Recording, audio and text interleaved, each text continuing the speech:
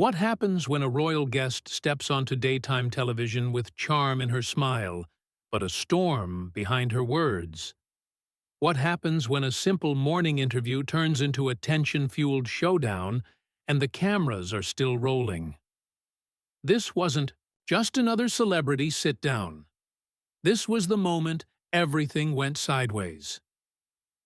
Before we dive in, don't forget to subscribe and leave a comment. And when you do, tell me, if you were Mark, how would you have handled what happened next? The energy in the studio was calm, easy, what you'd expect from the set of Live with Kelly and Mark. The morning was already humming along with the usual blend of light-hearted banter, a cheerful audience, and coffee cups cradled like accessories. Kelly Ripa adjusted a stack of blue cards, smiling wide. Mark Consuelos, dressed in a crisp navy blue suit, leaned into the table with the same casual confidence that made him a natural on the show. And joining us today, Kelly began, her voice light and bright. She's an actress, a humanitarian, and someone who knows a thing or two about royal headlines. Please welcome Meghan Markle. Applause erupted. The doors opened. Meghan walked in wearing an all-white ensemble, perfectly tailored, understated but designed to impress. Her walk was slow, calculated. A brief wave to the audience, a faint smile toward the hosts. She sat down between them, legs crossed, back straight. From the beginning, something was off.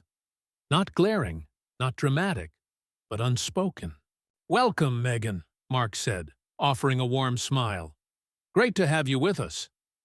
"Thank you," Meghan replied, not quite matching his tone. "It's good to be here," Kelly jumped in quickly. "We've seen you doing a lot lately. Documentaries, podcasts, events. You seem to be keeping busy." "Well," Meghan said, pausing just a little too long, "when you've lived through what I have, staying quiet isn't really an option anymore." Mark's eyebrows flicked up, a subtle reaction but not missed. He chuckled. "That's one way to put it. And that right there was the first crack." Meghan turned to him slowly. "I'm not sure what you mean." Mark leaned back, hands folded politely. "Just saying. People have different approaches. Some stay quiet, some write books, some go on Netflix." Kelly shifted in her seat, sensing it too. Meghan smiled, but it was tight. "Mark," she said, the name deliberate, carefully chosen. "I think, when someone's been through the things I've been through, people should be a little more open-minded, don't you?" There it was again. Tension thinly veiled. Mark kept his tone even. "I think people are allowed to ask questions. That's all. We're in the business of asking." Meghan's smile faded just a touch. "Are you asking questions?" she said slowly. "Or are you repeating headlines?" Kelly laughed nervously. All right. Let's bring it back for a second." But Mark didn't look away. "I'm asking you," he said, "why you think the world owes you something every time you sit down in front of a microphone." The silence was instant. Meghan blinked just once. The audience didn't clap, didn't react. They waited. "That's not what I said," she answered. "No," Mark replied, "but it's how you sound." Kelly leaned in. "Let's pivot for a second, Meghan. Tell us about the children's foundation you've been working on." But Meghan didn't look at Kelly. Her focus stayed on Mark. "Do you really think this is about sounding entitled?" she asked, voice lower now. "Or is it that I don't act the way you expect me to?" "I don't expect anything," Mark replied, "but I also don't expect guests to walk in here assuming they're above criticism. And I don't expect daytime hosts," she countered, "to act like gatekeepers of public opinion." Kelly's hand reached across the table toward Meghan's arm gently. "Hey guys, really? Let's keep this respectful." But the tension had moved past subtle. It was written into Meghan's jawline. the rigid way she held her posture. It was etched into the way Mark didn't smile anymore. "You don't get to be both victim and brand ambassador," Mark said calmly but firmly. "And you don't get to play journalist and actor in the same sentence," Meghan shot back. Kelly exhaled. "Okay, we're going to take a quick break, everyone. Stay with us." But the cameras were still rolling. The mics were still hot. And nobody moved. The segment hadn't ended. The audience hadn't clapped. And Meghan had no intention of letting the moment slip. "You know," she said, looking at Mark, "it's interesting how men like you always want women to be silent until we're needed to decorate your narrative." Mark didn't flinch. "I don't need anyone to decorate anything. But I do think it's fair to say the world's heard a lot from you. And maybe, just maybe, they're tired of the same story told 10 different ways." "I'm not here to entertain your idea of what's palatable," Meghan said. "I came here thinking we'd talk about the work I'm doing, the progress. But I see, now that you just wanted the soundbite." "No," Mark said.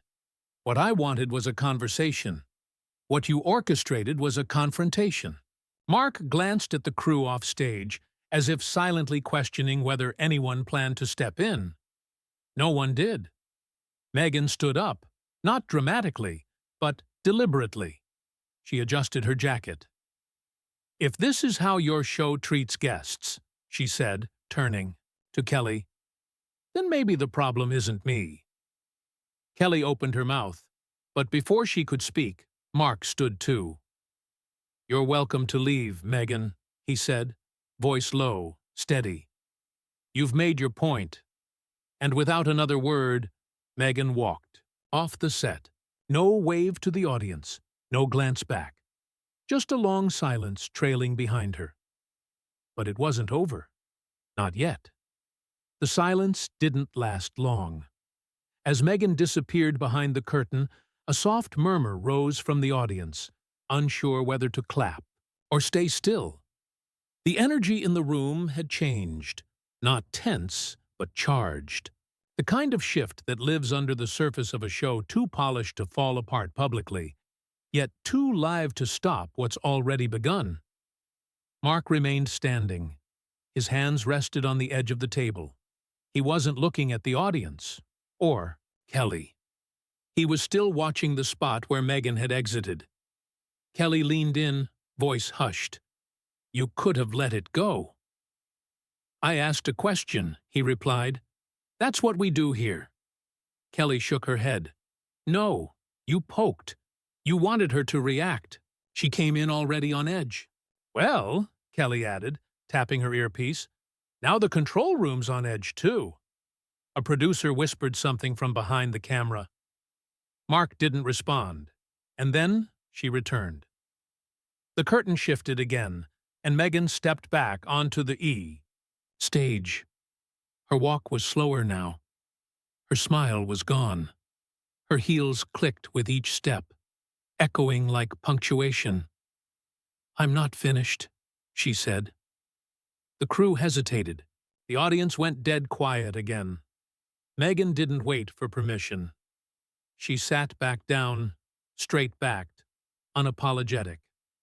"I left because I thought I was being disrespected," she said, her eyes locked on Mark. "But I realized something else. You're not just trying to rattle me. You're trying to control the narrative." Mark didn't move. "You walked off, Meghan. That wasn't me." "No," she said. "But you're used to people backing down." "That's clear." Mark nodded slightly. "So, let's talk then. You say you want to change the narrative, but every time you do, it sounds like the same monologue with new lighting." The words hung there. Kelly tried to steer again. Let's not turn this into a sparring match. Meghan, you said you wanted to highlight something meaningful, your work with displaced youth." But Meghan raised a hand, eyes still on Mark. "This isn't a sparring match," she said. "It's a power play. And you've been doing it since I walked out here. Mark exhaled slowly. You think asking hard questions is a power play? No, she said. I think dismissing people with a smile is.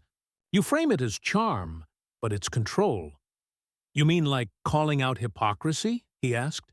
Like saying you're tired of being misunderstood while monetizing that misunderstanding. I'm transparent, Meghan shot back.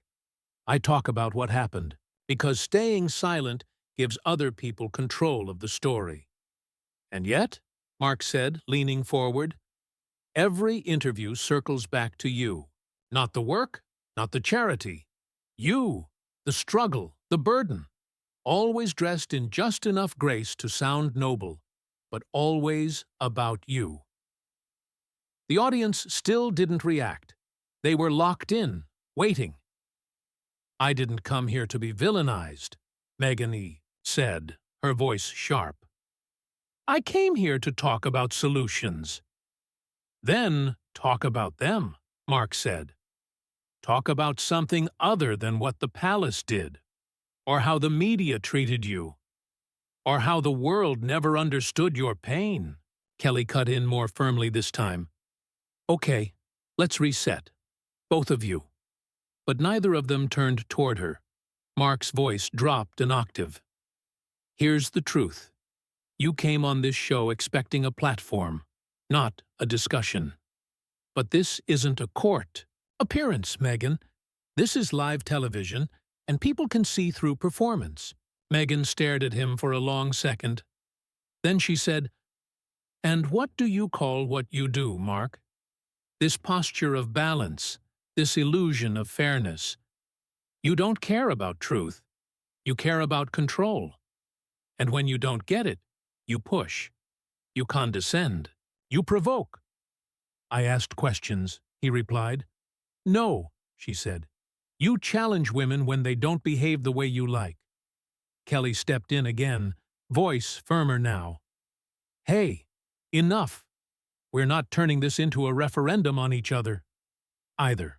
We move forward or we wrap it. Mark looked away for the first time, brushing a hand over his chin. The tension was beginning to buckle under its own weight.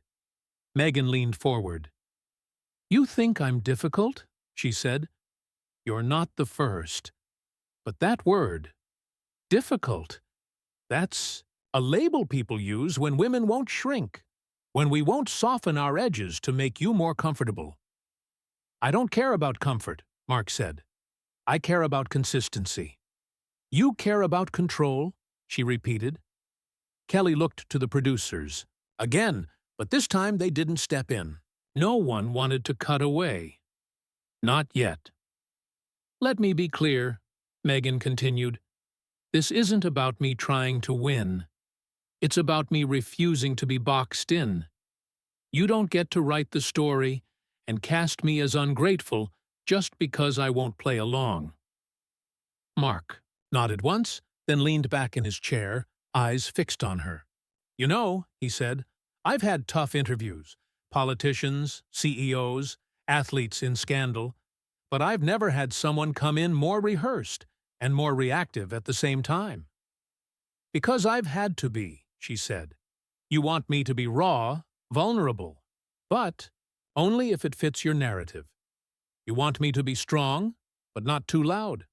You want me to be likable, but not too assertive. I've lived in that contradiction long enough. And, he said calmly, you've made a career out of that contradiction. Kelly stood up. Okay, that's it. I'm calling this. But Meghan stayed seated. You can cut the segment, Kelly. But the message is already out there.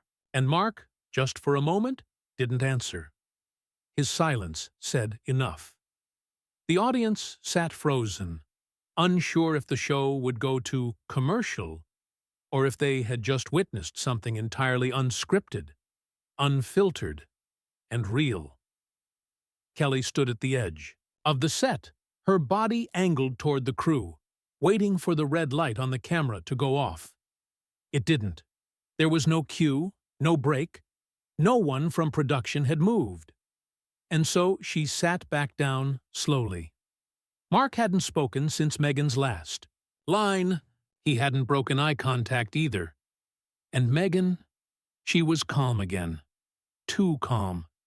The kind of calm that follows conflict, not peace. The kind that says, "We're not done."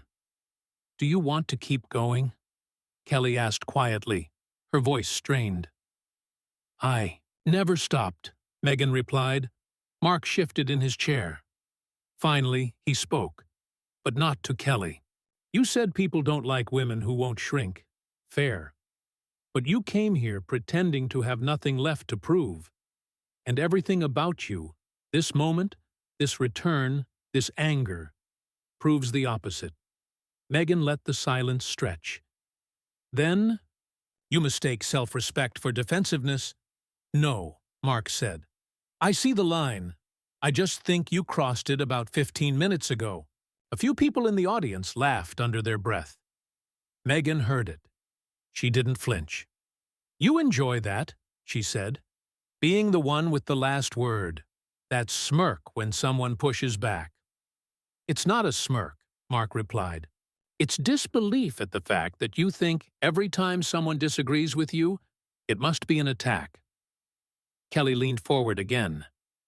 "This is not what the interview was supposed to be." "But this is the conversation people are having," Meghan said, sharply. "Every time I speak, someone like him," she nodded toward Mark, "wants to dissect the tone, the timing, the motive. Never the message," Mark responded evenly. "Because the message is always wrapped in defense, in injury. You don't offer ideas. You offer grievances." Meghan's eyes narrowed. "And you offer what? Accountability? You sit behind a desk 5 days a week and call it journalism. You think asking pointed questions with a polite tone makes you some kind of truth-teller."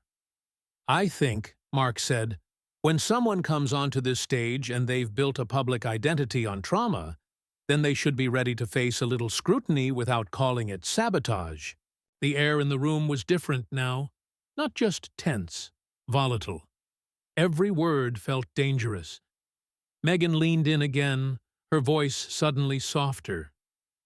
"You know what your problem is, Mark? You're used to control. Control of the set, control of the tempo.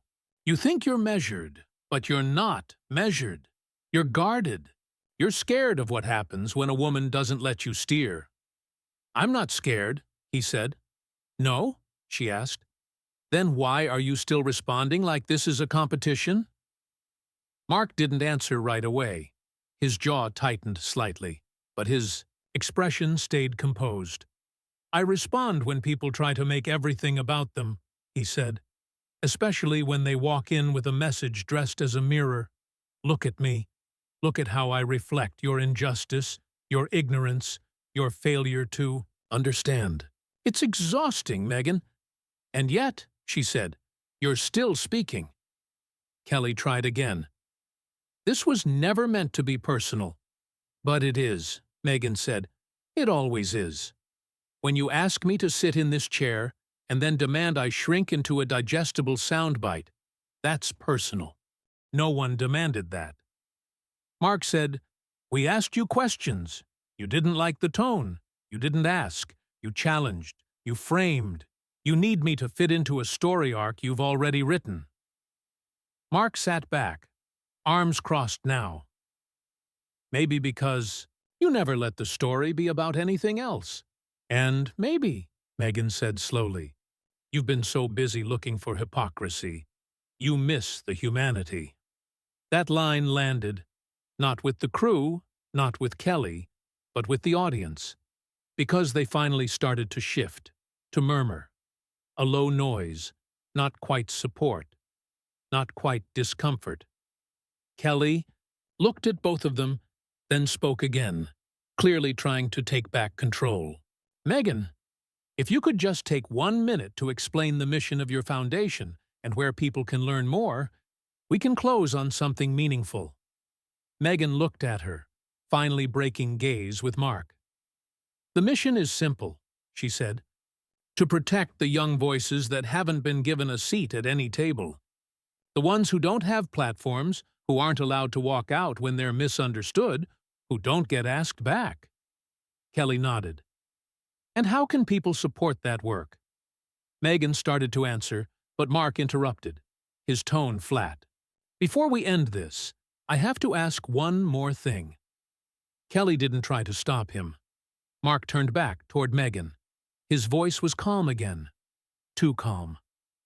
Do you think people are still listening to you because they care? Or because they're waiting? To see if you finally say something real? Meghan blinked slowly. I think people are listening, she said, because I'm still standing. And that bothers you? Mark nodded slightly. No, it doesn't bother me. Then he leaned in. It just doesn't impress me. Meghan tilted her head. Well, she said, I didn't come here to impress you. She stood up again. This time, no hesitation, no pause. She adjusted her blouse, turned to Kelly. Thank you for having me. Kelly gave a tight smile. Thank you for coming. Meghan looked back at Mark one last time. You may think this was a win for you, she said, but all you did was show your audience exactly what they came to see. Mark didn't respond. This time when she left, she didn't look back. The curtain fell behind her like a door slamming shut. The curtain settled. Her footsteps faded behind it. But the weight of what had just happened still sat thick in the studio air. No music played, no transition cued. The control room was silent. Kelly broke first. She exhaled sharply and glanced at Mark, who hadn't moved. His hands rested on the table, fingers laced loosely. His eyes were forward, unfocused. You okay? She asked gently. He didn't answer. Kelly glanced toward the cameras. Still live. Well, she said, voice light but threadbare. That was a conversation. Mark finally blinked. He rubbed his chin, then sat back in his chair. Still no smile, just thought behind the eyes. That was a monologue disguised as a mission statement, he said quietly. Kelly didn't argue. She turned her cards over and stacked them neatly, almost ritualistically. You went harder than usual. She came in armored. She came in expecting pushback. Not a courtroom. Mark glanced sideways. I didn't cross a line. I didn't say you did. They sat in it. Whatever that silence was. Not regret, not victory, just aftermath. Kelly finally broke it. You know they're going to replay that clip on every network for a week. Mark nodded. Probably. And social media is going to pick it apart. Every word. I didn't insult her, he said. I held her accountable. You questioned her motives, Kelly replied. On air, she questioned mine. Standing up doesn't make her right. It makes her loud. Kelly tapped the cards again, but didn't speak. Mark leaned forward slightly, more to himself than to her. You know what really struck me? The moment she walked back out here. She didn't come back for clarity.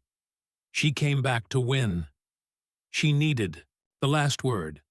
Kelly turned toward him. And so did you. That hit.